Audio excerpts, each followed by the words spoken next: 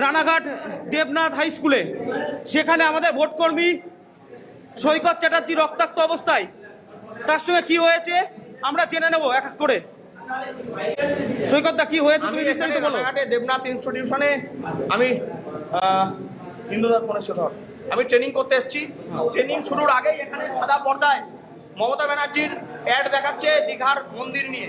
আমি অবজেকশন করেছি, আরো আমার অনেক দাদারা ছিলেন, এই যে এই দাদাও অবজেকশন করেছে, আরো অনেক দাদা এখানে ছিলেন, তারা অবজেকশন করেছে। আমরা বলেছি যে এটা নির্বাচনী বিধিভঙ্গ হচ্ছে, নির্বাচনী বিধিভঙ্গ হচ্ছে। আমি আই কার্ড দেখতে চেয়েছি, এটাই আমার অপরাধ। বিডিও অফিসের বিডিওর সামনে একজন কর্মচারী আমার কানে কানে এসে বলে গেল, তুই বাইরে বেরোলে না, বেশি বেশি করিস না, মার্ডার হয়ে যাবি, তোর কিন্তু মার্ডার হওয়ার সময় হয়ে গেছে। হ্যাঁ আমি জানি আপনাদের গায়ের জ্বালা। আমি আপনাদের জন্যই 365 দিন লড়াইটা আমরা করছি, আপনাদের জন্যই। এই বিডিও অফিসের কর্মচারীদের জন্য আমি 11 দিন অনশন করেছিলাম, তাই আজকে আমাকে রক্তাক্ত করা হলো।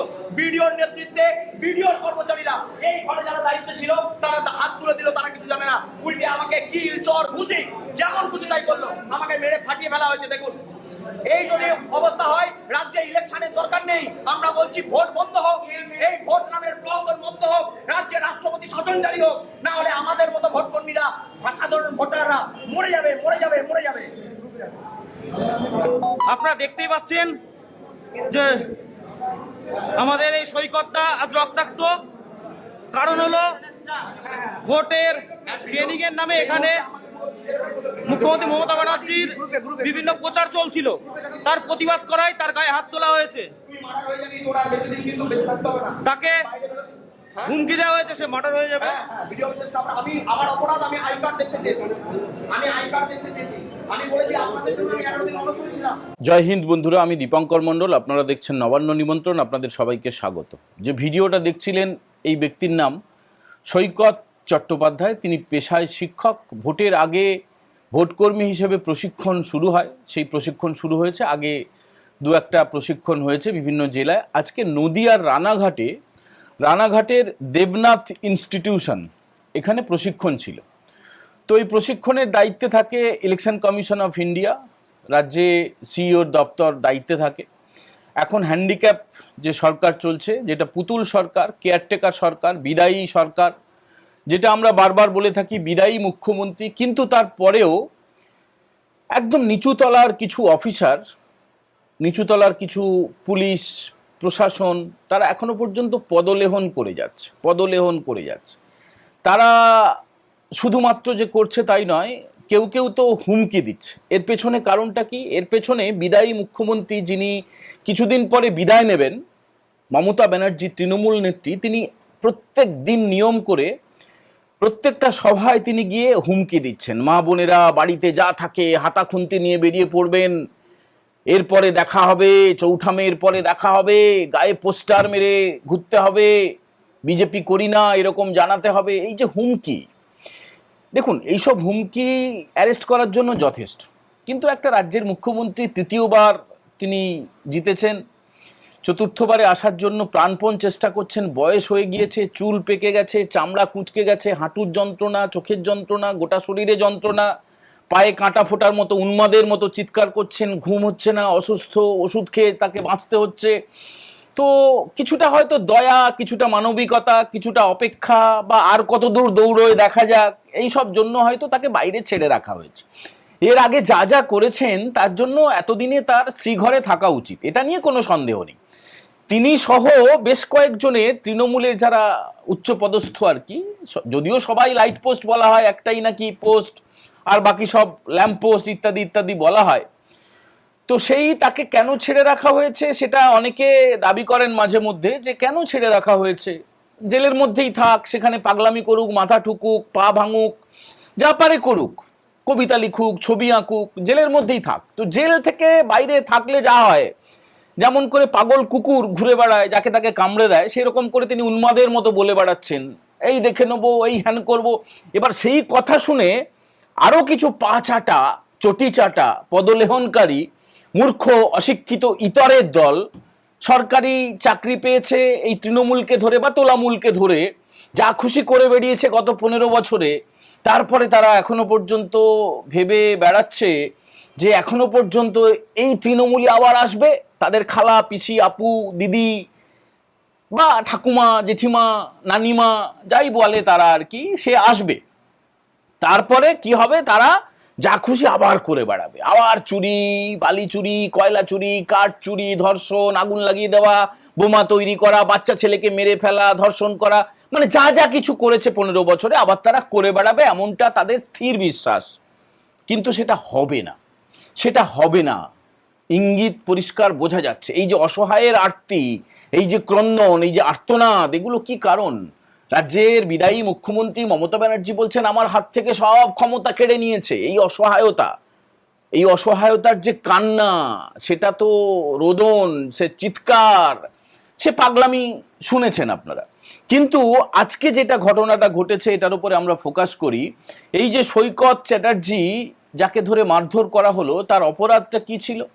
ভোটকর্মী হিসেবে মডেল কোড অফ কন্ডাক্ট জারি হওয়ার পরে তিনি প্রশিক্ষণ নিতে গেছেন, ভোটের দিন ডিউটিতে কি কি করতে হবে না করতে হবে। সেখানে দেখানো হচ্ছে মমতা ব্যানার্জির ছবি দিয়ে তার যে যা যা কীর্তি কলাপ, পাগলামি, উন্মাদের যে সমস্ত কাজ, সেগুলো দেখানো হচ্ছে, ফলাও করে প্রচার করার চেষ্টা করা হচ্ছে। তিনি প্রতিবাদ করেছিলেন, তিনি বলেছিলেন এটা কেন হবে, এমসিসি লাগু হয়ে গেছে, আদর্শ আচরণবিধি লাগু হয়ে গেছে, তারপরে কেন মমতা ব্যানার্জিকে এইভাবে দেখানো হবে আমরা প্রশিক্ষণ নিতে এসেছি? আমরা কি চামচা নাকি? আমরা কি বেলচা নাকি? আমরা কি পা চাটা নাকি? তুমি তোমার বাড়িতে দেখো, যারা দেখতে চায় বাড়ির মধ্যে দেখো। সরকারি জায়গায় এই ধরনের ছবি দেখানো পুরোপুরি বেআইনি এবং অপরাধ। সেখানে ছিলেন হাঁসখালির ভিডিও, যেভাবে কিছু ভিডিও আছে না, খুন করে তাদের নাকি পুলিশ খুঁজে পাচ্ছিল না, এখনো কোথায় আছে খুঁজে পাওয়া যাচ্ছে না। কিছু ভিডিও আছে, আমরা আগেও বলেছি, কিছু আইসি, কিছু ওসি, কিছু কনস্টেবল, কিছু এসআই, কিছু এএসআই, তারা এখনো পর্যন্ত পদলেহন করে যাচ্ছে। তারা বিশ্বাস করে যে তাদের ওই খালা, আপু, পিসি তারা আবার আসবে এবং তারা আবার ওই সমস্ত দুর্বৃত্তায়নের যে জাল, সেটাকে আবার বিস্তার করবে। এই মুহূর্তে ইলেকশন কমিশনের হাতে আছে এই ধরনের যারা পদলেহন করছে, সে যে কোনো পদেই থাক না কেন, তারা কিন্তু মার্কড হয়ে যাচ্ছে। আসলে জানেন তো, গাধা ঘুলিয়ে জল খায়। গাধাকে আপনি কোনো ছোট ডোবার মধ্যে ছেড়ে দেবেন, পরিষ্কার জলটাকে গাধা প্রথমে 4 বার পাক খাবে, ঘুরবে, কাদা হয়ে যাওয়ার পরে সেই জলটা সে পান করবে। এরা হচ্ছে সেই গাধা, এরা হচ্ছে সেই গাধা। এই যে হাঁসখালির ভিডিও বলুন, বা যারা এখনো পর্যন্ত পদলেহন করে যাচ্ছে, পা চেটে যাচ্ছে, পা চেটে যাচ্ছে, তারা কিন্তু চিহ্নিত হয়ে যাচ্ছে। কলার ধরে তাদেরকে এমনভাবে শান্টিংটা করা হবে, তাদের আচ্ছা এদের তো পরিবার আছে, এদের তো বউ বাচ্চা আছে, বাবা মা আছে, আত্মীয় পরিজন আছে, বন্ধু বান্ধব আছে, তারা তো একটু বোঝাতে পারে। আসলে না, এরা কারো কথা শোনে না, এরা কারো কথা শোনে না। এরা হচ্ছেন মানে মায়ের গর্ভের কলঙ্ক, মায়ের গর্ভের কলঙ্ক। যে মা এদের জন্ম দিয়েছেন সেই গর্ভের কলঙ্ক। শুধুমাত্র চটি চটি চটি, চাটো চাটো, লেহন করো লেহন করো, আর অত্যাচার করো, বেনিয়ম করো, দুর্নীতি করো, আইনকে নিজের হাতে তুলে নাও। এই শিক্ষকের কি অপরাধ ছিল তাকে এভাবে মেরে ফাটিয়ে দিল? তৃণমূলের গুন্ডারা, তোলামুলিরা যারা এসেছিল, মেরে এইভাবে ফাটিয়ে দিয়ে চলে গেল। থানায় ইতিমধ্যে নিশ্চয়ই এফআইআর রুজু হয়ে গেছে। ইলেকশন কমিশনের যে রাজ্য নির্বাচন কমিশনের দপ্তর, সিইওর দপ্তর, সেখানে রিপোর্ট পৌঁছে গেছে। এবং সবচেয়ে মজার ব্যাপার, শুধু কি এই তোলামূলের বা পুলিশের প্রশাসনের লোকজন পদলেহন করছে না, মিডিয়ার একটা বড় অংশ, মিডিয়ার মেন স্ট্রিম মিডিয়া বলে আপনারা যাকে বলেন, মেন স্ট্রিম এখন আর ওই যাদেরকে আপনারা বলেন না তারা আর মেন স্ট্রিম নেই। মেন স্ট্রিম হচ্ছে এই এখন যে সমাজ মাধ্যমে আমরা যে সমস্ত খবর আপনাদেরকে পৌঁছে দিচ্ছি, এটাই এখন মেন স্ট্রিম। একটুখানি সংখ্যাটা দেখবেন কাদের ভিউ বেশি হয়, তাহলেই বুঝতে পারবেন। এই ধরনের যারা সো কল্ড তথাকথিত মেন স্ট্রিম মিডিয়া, একদম একটা নাম বলি, সব নাম জানেন। আজকের দিনে আনন্দবাজার পত্রিকা, তারা নাকি শতবর্ষ প্রাচীন, তারা আজকে একটা খবর করেছে, আপনারা দেখলে অবাক হয়ে যাবেন। খবরটা হচ্ছে বঙ্গেও কি ডি ভোটার, বঙ্গেও কি ডি ভোটার। ভাবুন কিরকম ফেক ন্যারেটিভ ছড়ানো হচ্ছে। এই কথাটা তোলামূলের নেত্রী, বিদায়ী মুখ্যমন্ত্রী, তৃণমূলের চেয়ারপারসন মমতা ব্যানার্জি, তিনি বলেছেন, তিনি বলে বেড়াচ্ছেন মিথ্যে কথাটা, যে ডিটেনশন ক্যাম্প তৈরি হবে। একটা সেই 2021-এর যে ভোটটা হয়েছিল, সেখানে ক্যা ক্যা ছি ছি, এনআরসি ছি ছি, ওইসব বলেছিল না, ক্যা ক্যা কু কু কু কু কা কা, এই ধরনের বলেছিল না, হাম্বা রাম্বা কুম্বা কুম্বা, এইসব বলেছিল না। তো এবারের ভোটেও আবার সেই ফেক ন্যারেটিভটা, একটা মিথ্যা প্রচারকে তারা খাওয়ানোর চেষ্টা করছে, মমতা ব্যানার্জি খাওয়ানোর চেষ্টা করছেন।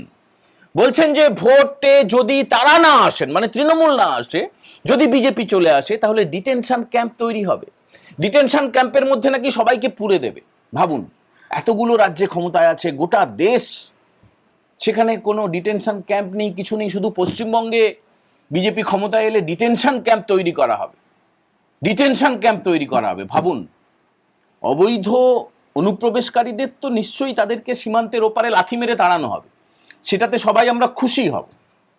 কিন্তু মমতা ব্যানার্জি কিভাবে বাঁচানোর চেষ্টা করছে, মানে আপনারা দেখেছিলেন যখন এসআইআরটা শুরু হলো তখন কিভাবে বোঁচকা বুচকি নিয়ে অবৈধ বাংলাদেশিরা যারা প্রবেশ করেছিল, অনুপ্রবেশ করেছিল, কাঁটাতার ডিঙিয়ে চোরাপথে, চোরাপথ আছে। আপনারা অনেকে বলবেন ভাই বিএসএফ কি করছে?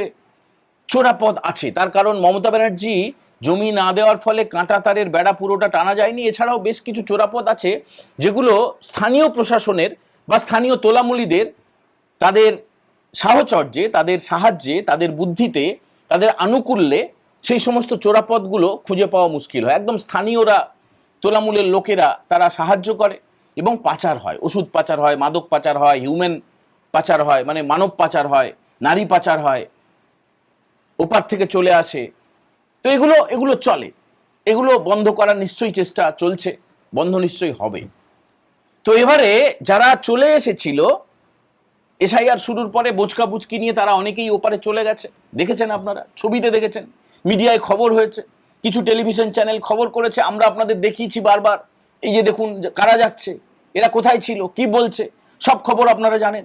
এখনো পর্যন্ত কেউ কেউ এই তোলামূলের আশ্রয়ে রয়ে গেছে। তালিকায় নাম নেই তো কি হয়েছে, থেকে যা, আমরা এসে আবার তোদেরকে ভোটার তালিকায় নাম তুলে দেবো, এই সমস্ত মিথ্যা প্রতিশ্রুতি দিয়ে তাদেরকে রেখে দেওয়া হয়েছে। এবার তাদের উদ্দেশ্যে, তাদের দিয়ে তো ভোটটা করানো হবে, ঝামেলা করানো হবে।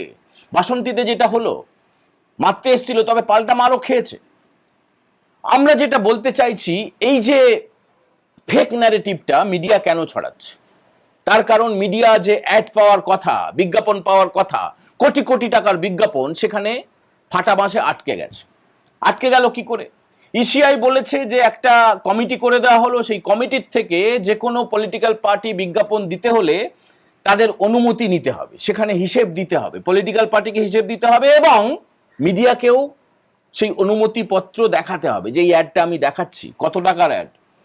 দুই ক্ষেত্রে ফাটা বাঁশে আটকে গেছে, এই কারণে মিডিয়ায় অ্যাড দিতে পারছে না, পেড নিউজ ছড়ানো হচ্ছে, পেড নিউজ। আচ্ছা বলুন তো, আজকে এই যে পেট্রোলের যে শুল্ক, ডিজেলের যে শুল্ক কমিয়ে দেওয়া হলো, বিমানের জ্বালানির শুল্ক কমিয়ে দেওয়া হলো, মানে কমিয়ে দেওয়া হলো মানে কি, প্রতি লিটারে 10 টাকা করে ডিজেলে শুল্ক নেওয়া হতো, সেটা 0 করে দেওয়া হলো।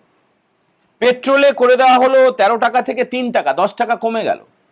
বিমানের ভাড়া যাতে না বাড়ে তার জন্য শুল্ক কমিয়ে দেওয়া হলো। ভারত সরকারের তরফে বিজ্ঞপ্তি দিয়ে নোটিফিকেশন জারি করে বলা হয়েছে যে পর্যাপ্ত পরিমাণে গ্যাস সিলিন্ডার রয়েছে, গ্যাস সিলিন্ডারের সংখ্যা আরো বাড়ানো হচ্ছে। ওদিকে ইরানের যে হরমুজ যে প্রণালী, সেটা কিন্তু ভারত সরকারের জন্য খোলা আছে। এখন এটা নিতে পারছে না, একটা এনার্কি তৈরি করার চেষ্টা। মমতা ব্যানার্জি যে ঘোষণাটা করে দিলেন লকডাউন হবে, হোক, লকডাউন হচ্ছে না, এটা আর একটা ফেক ন্যারেটিভ। এই ধরনের চেষ্টাগুলো করে দেখুন, আজকে তৃণমূলের সাংসদরা তারা ঢুকছেন সংসদে গেঞ্জিতে গ্যাস সিলিন্ডার নিয়ে, একটা সং সেজে একটা জোকারের মতো করে ঢুকছেন, সংবাদ মাধ্যমের সামনে কিছু বলছেন না, শুধুমাত্র সং সেজে জোকারের মতো তারা ঢুকছেন। কোনো দিক থেকে আর কবজা করা যাচ্ছে না, কোনো দিক থেকে কবজা করা যাচ্ছে না। আজকে রাতে স্বরাষ্ট্রমন্ত্রী অমিত শাহ তিনি কলকাতায় আসছেন। আগামীকাল তৃণমূলের বিরুদ্ধে একটা চার্জশিট পেশ করা হবে, 14 দফা, সেখানে দুর্নীতি, সেখানে তোলাবাজি, সেখানে হত্যা, যা যা কিছু হয়েছে সেগুলো থাকবে। তারপরে আসছেন প্রধানমন্ত্রী নরেন্দ্র মোদী। প্রধানমন্ত্রী নরেন্দ্র দামোদর দাস মোদী যেদিন এসেছিলেন সেদিন থেকে কিন্তু পাল্টা মারটা শুরু হয়ে গেছে, 14ই মার্চ থেকে।